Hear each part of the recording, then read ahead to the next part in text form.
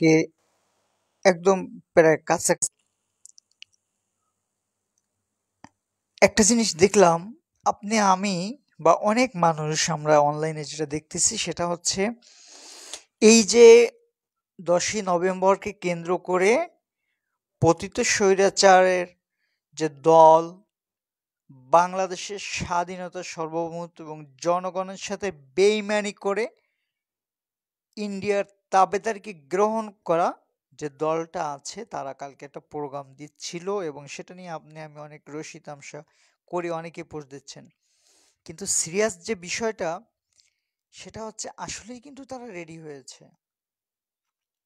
হুম, আসলেই তারা রেডি হয়েছে এবং সেই রেডির ভিতরে তাদের হাতে আহ,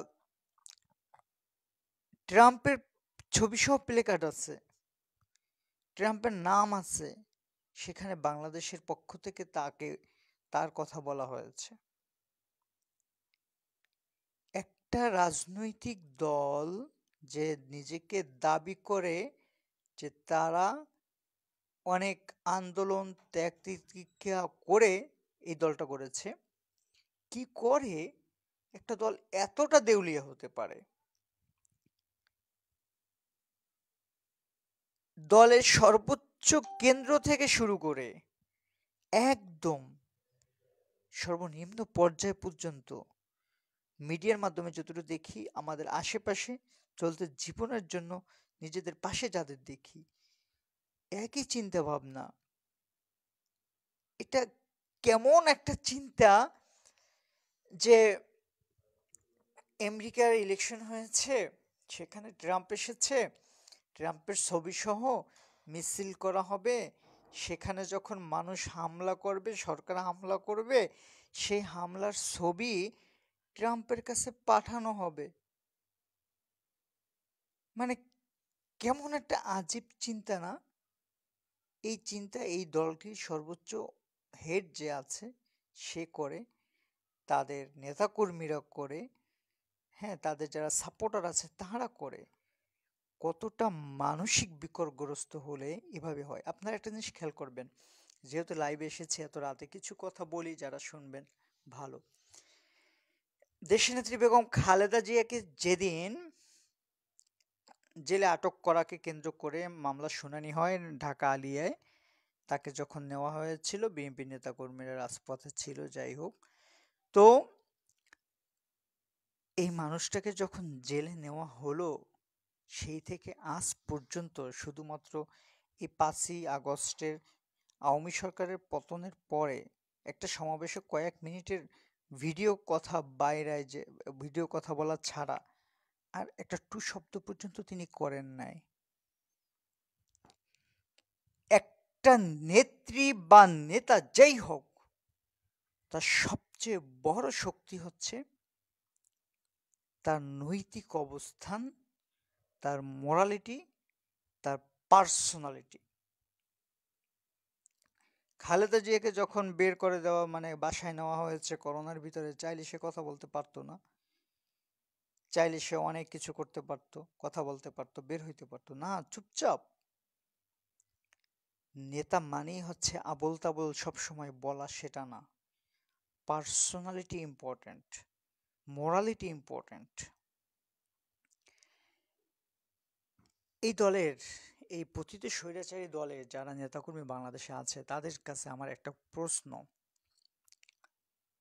আপনাদের নেত্রী চলে গেছে, আপনাদেরকে কোনোভাবে কোনো প্রোটেকশন নেওয়া নিয়ে কিছু নেই, সে তার ফ্যামিলিকে সেভ করছে শুধুমাত্র, সে গিয়ে বসে আছে ইন্ডিয়ায়, ইন্ডিয়ার মিডিয়া থেকে শুরু করে সব কিছু তার সাপোর্টে কথা বলতেছে, তার জন্য কাজ করতেছে। বাংলাদেশের মিডিয়া তো আছেই, তাহলে কোন সূত্রে, কোন হিসেবে আপনি এই জিনিসটা ভাবেন যে এই দলটা বাংলাদেশের জন্য কল্যাণকর? আপনার যদি ন্যূনতম রাজনৈতিক এবং পলিটিক্যাল সেন্স থাকে বিশ্বর, তাহলে আপনি বুঝবেন ইউরোপীয় ইউনিয়ন অথবা আমেরিকা ব্রিটেন খুব ক্লোজ তাদের সম্পর্ক না, তারপরে যে দেখেন এই ইন্ডিয়া যেভাবে আওয়ামী লীগের পক্ষে সাপোর্টে কথা বলে, একটা দেশ অন্য একটা দেশের দলের জন্য, ওদের ভিতরেও এই ধরনের নোংরা, এই ধরনের ন্যাংটা, নির্লজ্জ, বেহায়া টাইপের অ্যাক্টিভিটিস নাই। সুতরাং আপনি আমি যত মজাই করি না কেন, সিরিয়াস একটা বিষয় হচ্ছে তারা কিন্তু ঠিকই নেমেছে। দেখবেন, এই আমি কিছু ছবি দেখলাম, আপনারাও দেখবেন, আমি কিছু ভিডিও দেখছি, আপনারাও দেখবেন, তারা কিন্তু নেমেছে। এবং ইন্ডিয়ার একটা মাত্র চাওয়া হচ্ছে বাংলাদেশটাকে স্থিতিশীল হয়ে সুন্দর একটা দেশ তারা গড়তে দিবে না, এটা তাদের একমাত্র চাওয়া। এবং সেই চাওয়াকে পূরণ করার জন্য তাদের একমাত্র এজেন্ট হচ্ছে এই আওয়ামী লীগ। এটা সবাই জানেন, বাংলাদেশের সকল মানুষ এখন জেনে গেছে। সুতরাং আওয়ামী লীগ এবং এই ইন্ডিয়ার দালাল ব্যতীত আপনি বাংলাদেশে বর্তমান যে রাজনৈতিক দলই করেন, জাতীয় পার্টি, অবশ্যই জাতীয় পার্টি ব্যতীত এটা তো দোসরের সবচেয়ে বড় হাতিয়ার ছিল, এর বাইরে গিয়ে আপনি যে দলই করেন ভাই, মতের অমিল থাকবে, সব কিছু থাকবে, কিন্তু দেশের জন্য এবং এই আওয়ামী স্বৈরাচারীদের বিরুদ্ধে যখন ডাক আসবে, নিজ নিজ জায়গা থেকে অ্যাক্টিভ থাকতে হবে। কোনো অবস্থাতেই এই হালটা ছাড়া যাবে না আমাদের মরণ পর্যন্ত। সিরিয়াসলি এই লড়াই যেন হয় আমাদের নিজেদের সুন্দর বাংলাদেশের জন্য, এই লড়াই যেন হয় আমাদের আগত প্রজন্মের সুন্দর একটা সমাজ ব্যবস্থার জন্য, এই লড়াই যেন হয় আইনের সুন্দর একটা ব্যবস্থা, সুশাসন নিশ্চিত করার জন্য, এই লড়াই যেন হয় বাজার ব্যবস্থার সুষম বন্টনের জন্য, এই লড়াই যেন হয় নিরাপদ সড়কের জন্য, এই লড়াই যেন হয় বেকার মুক্ত, কর্মসংস্থান মুখর একটি শ্রম অধিকার সম্পন্ন বাংলাদেশ করার জন্য। সুতরাং হাল ছাড়বেন না। আমি আমার জায়গা থেকে এতটুকু করার ছিল কথা বলা, আমি বললাম। আপনার জায়গা থেকে আপনার করণীয় আছে, বলুন, বলুন, পোস্ট করুন, ভিডিওতে কথা বলুন, মাঠে থাকার সময় শক্তি থাকলে মাঠে থাকুন, কোনো অবস্থাতেই নিজেকে নিবৃত করবেন না।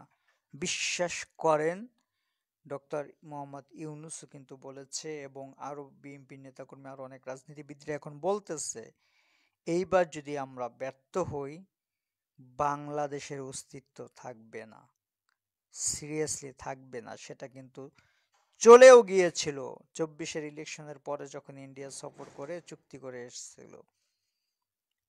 সুতরাং আল্লাহ তাআলা আমাদেরকে নিজ হাতে রক্ষা করছেন, একদম আল্লাহ তাআলা, একদম সত্যি কথা। কারণ আল্লাহ তো মানে দুনিয়ায় যাই ঘটান, সেটার একটা উছিলা মানুষের ভিতর থেকে ওটা জাগরণ ঘটান। এই ছাত্র জনতার এরকম মানুষের ভিতরে এরকম স্পিরিট, এইরকম চেতনা জাগ্রত হবে কেউ ভেবেছিল? এটা একদম আল্লাহ তাআলার ইচ্ছা ছিল আমাদেরকে রক্ষার জন্য। এখন আমাদের কাজ, সেই কাজটা যেন আমরা করতে পারি, অটুট রাখতে পারি, নিয়মিতভাবে করতে পারি, নিজ নিজ কেরিয়ার পেশার কাজের পাশাপাশি নিজের দক্ষতা যোগ্যতা অনুযায়ী যতটুকু সম্ভব এই দেশের জন্য এবং ইন্ডিয়ার দালাল মুক্ত বাংলাদেশ গড়ার জন্য যা যা করা দরকার সব কিছু করুন। বাঁচলে একসাথে বাঁচবো, মরলে ইনশাআল্লাহ একসাথে মরব। কিন্তু আত্মসম্মানবোধ, ব্যক্তিত্ব, দেশপ্রেম, নিজের ঈমান, নিজের ধর্মকে রক্ষার জন্য জীবন দিব।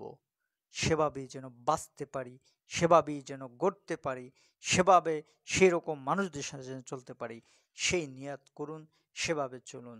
ইনশাআল্লাহ আগামীর সুন্দর বাংলাদেশ, এই আমাদের ছোটরা যারা জেনজি এবং আমরা যারা আছি মিডিয়াম ক্লাস, ইনশাআল্লাহ সবাই হাতে হাতে হাত মিলিয়ে একটি উন্নত বাংলাদেশ গড়ে দিয়ে যাব।